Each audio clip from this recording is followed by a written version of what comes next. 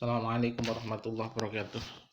Bismillahirrahmanirrahim. Alhamdulillah, salatu wassalamu ala rasulillah wa ala alihi washabihi wa mawala amma ba'du. All the participants of the student who follow this class, please open your book or ebook that I have shared to you in the title Development of Learners and Teaching Learning Process on page 6.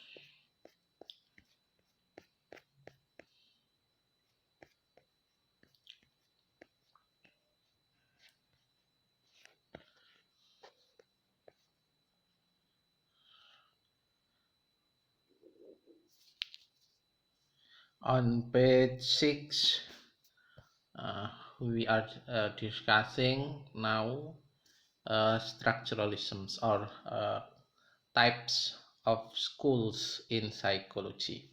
Jadi macam-macam madhab psikologi yang perlu kita ketahui. Nanti ini berkait langsung dengan pendidikan dan perkembangan peserta didik, learners development.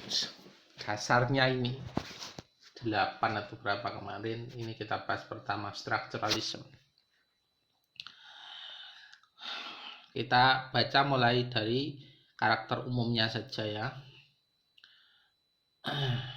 Aliran structuralism atau susunan ya, susunan daripada psikologi manusia itu mempunyai 3 karakter. Yang pertama, they consider nervous system the basis of experience that helps to gain experience. Jadi pertama, mereka menganggap sistem orang nervous, orang demam ya, demam mentalnya demam, itu merupakan pondasi dasar pengalaman yang bisa menolong untuk mendapatkan sebuah pengalaman atau ilmu. Jadi kalau Anda sedang nervous dalam melakukan sesuatu, tentu untuk berikutnya Anda akan mencari tahu bagaimana cara biar tidak nervous. Nah, itu di situ ada sebuah pengalaman.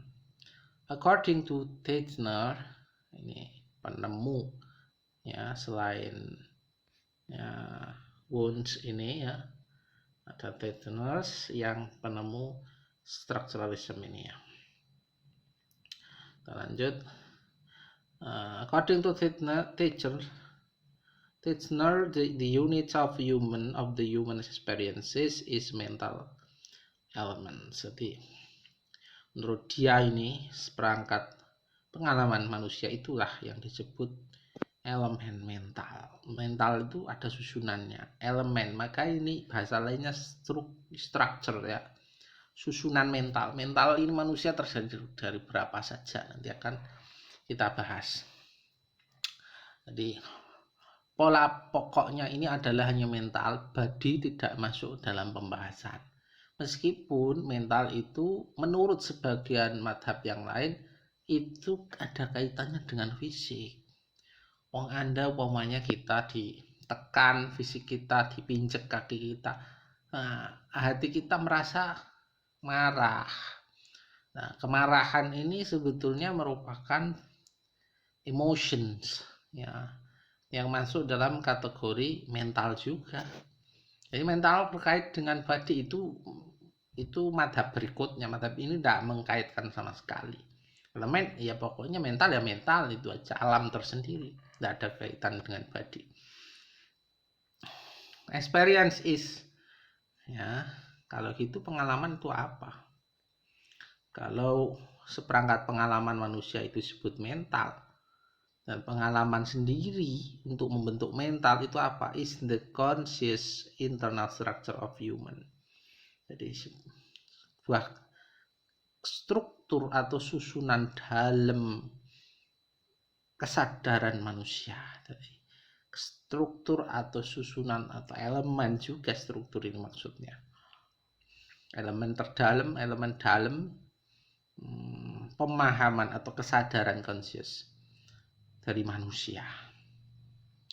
Jadi pemahaman dalam ini meliputi apa consciousness ini?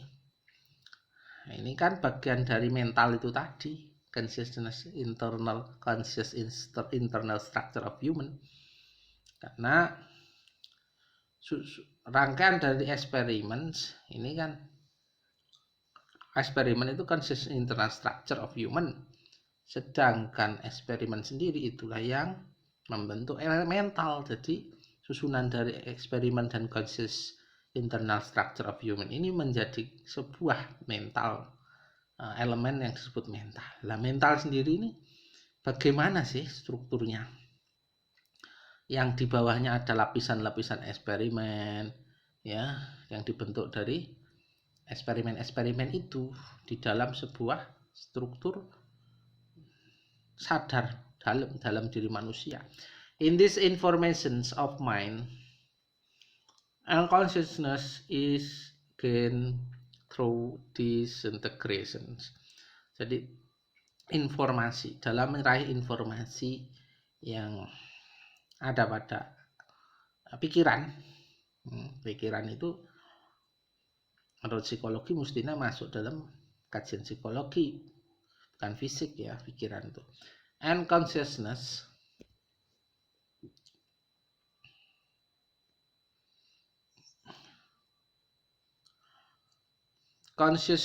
sebuah kesadaran atau pemahaman yang sadar itu is gained through these integrations.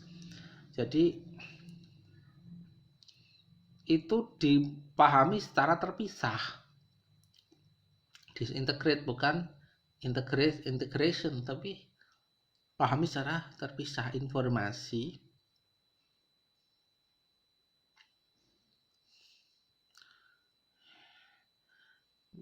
Informasi ada pada pikiran dan sebuah kesadaran mental atau pemahaman mental itu sendiri diraih, khususnya pemahaman mental itu secara terpisah. The three elements, pisah-pisahnya bagaimana ini? The three elements of consciousness. Di consciousness atau pemahaman kesadaran batin atau psikologi itu terdiri dari 3 sense, talents, and feeling.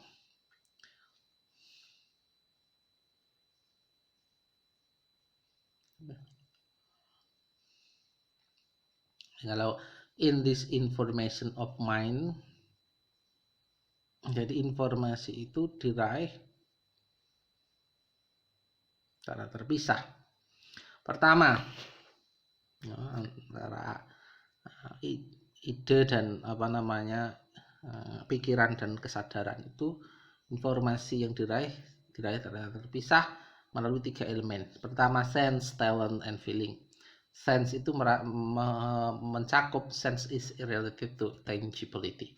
Tangibility itu sesuatu yang bisa tersentuh. Sense itu kan 5 senses, apa itu 5 panca indera, mata penglihatan, hidung hirup, ya, terus telinga pendengar, dan seterusnya. 5 itu semuanya sense. Talents itu berkaitan is related to ideas. Ide itu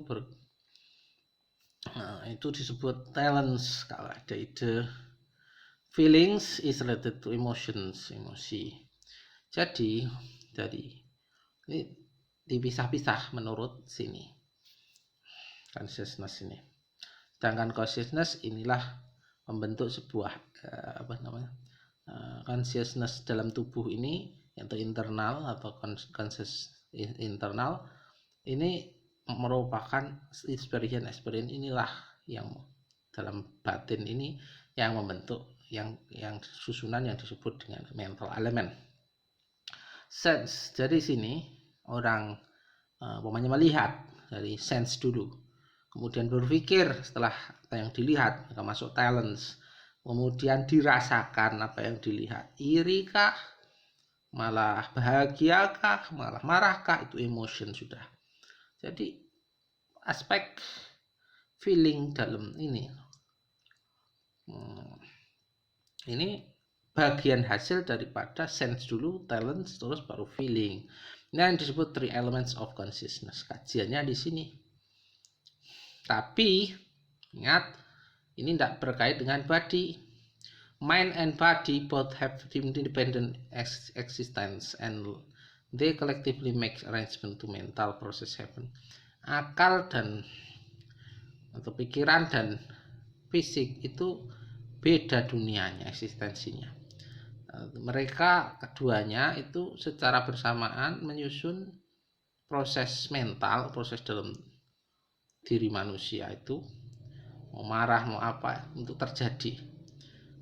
Itu yang menyusun memang antara pikiran dan fisik, yaitu kalau fisik sense itu tadi. Tapi independen pendapat ini, meskipun ini sebuah mental itu dipengaruhi juga oleh body, tapi dalam kajiannya ini independen, berbeda.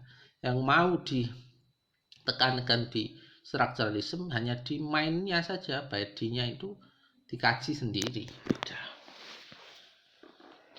Itu intinya ya dari kajian ini. Maka dari kajian ini ada contribution of structuralism in field of education. Di pendidikan kontribusinya apa? The ideology has not only influenced psychology but also education too. Jadi berpengaruh juga pada pendidikan, bukan hanya psikologi. Ini yang untuk psikologi perkembangan termasuk learner's development.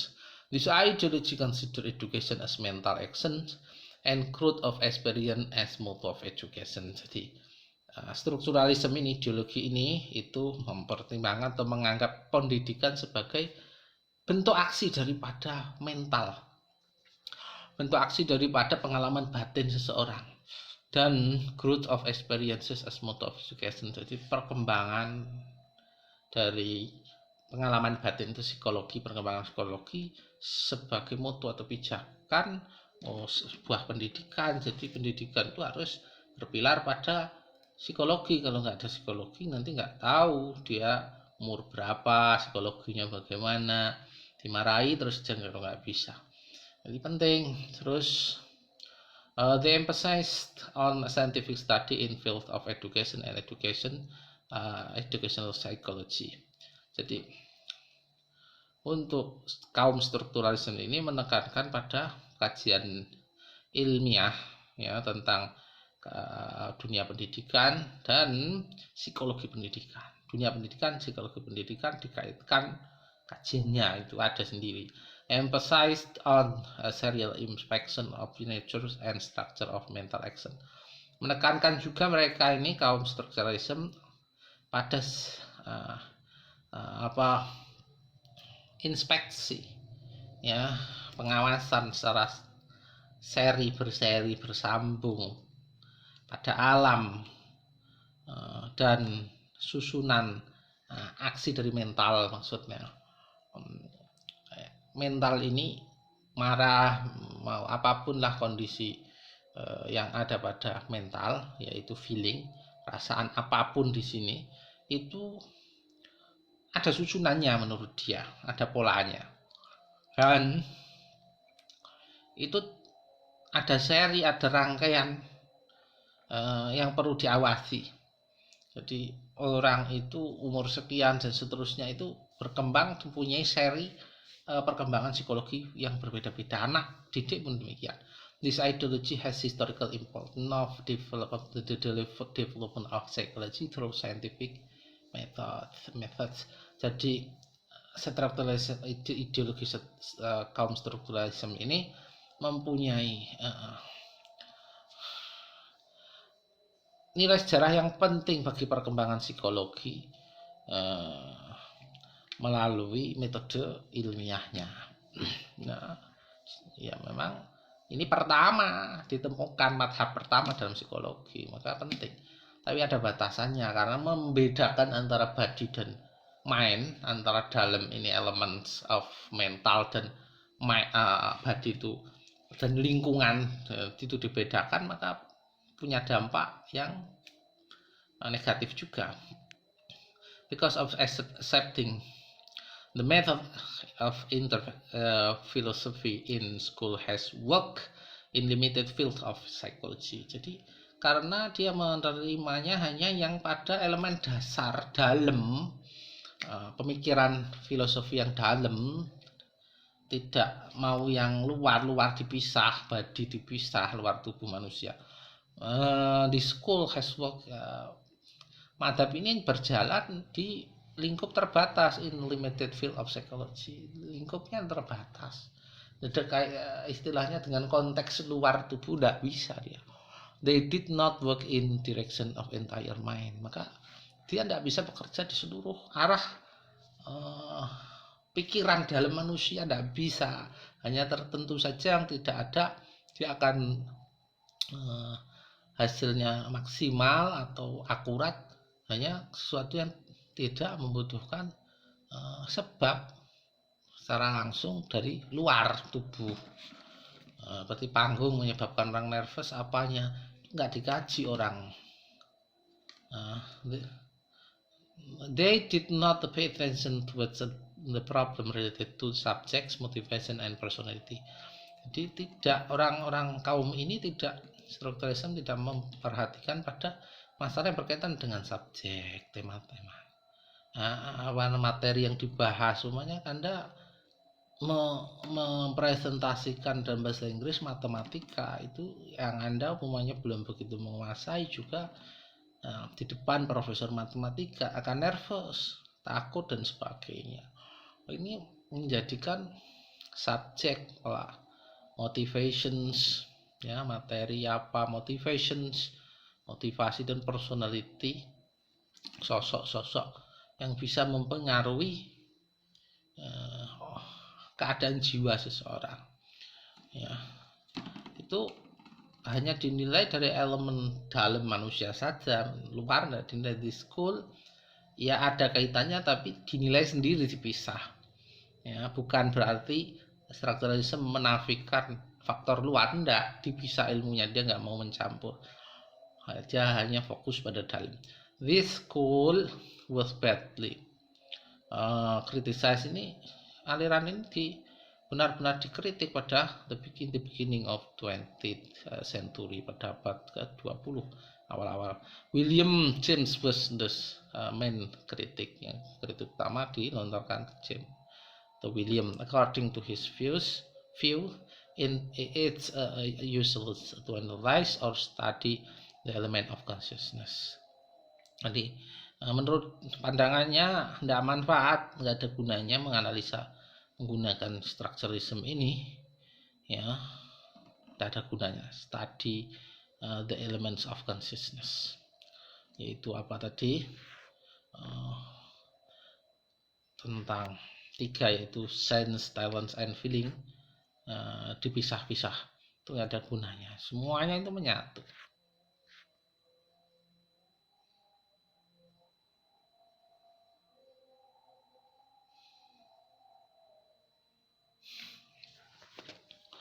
Menurut dia begitu.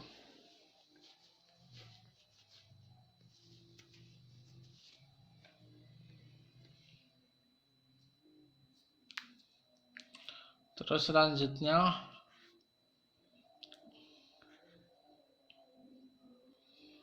maka muncullah teori baru. We should rather concentrate on how does consciousness affect various part of our body. Jadi orang yang William ini dan kawan-kawan itu lebih fokus pada konsentrasi pada bagaimana consciousness atau pemahaman dalam manusia itu berdampak pada macam-macam bagian dari tubuh, bukan dalam dibahas dalam sendiri, kaitan dengan tubuh, ya.